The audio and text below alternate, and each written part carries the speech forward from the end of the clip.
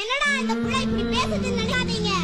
மாம்பூக்கள் சரியா பூக்கவில்லை என்றால் பருவ காற்று சரியா வீசிருக்குன்னு அர்த்தம். பருவ காற்று சரியா வீசிருந்தால் மாம்பூக்கள் உதிர்ந்து சரியா காய காய்ச்சிருக்காது. கற்ற அறிவு மறந்து போகும், ஆனால் பட்ட அறிவு மறந்து போகாது. உலகத்தில் வேளாண்மையை கைவிட்ட அனைத்து நாடுகளும் பிச்சை எடுத்துக் கொண்டிருக்கிறது.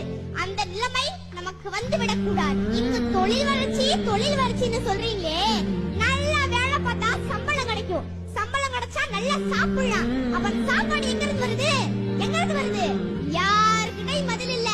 விவசாயத்தை படிக்காதவன் செய்கிற தொழில் என்று நீங்க நினைக்கிறீங்க. விவசாயம் என்பது தொழிலே கிடையாது.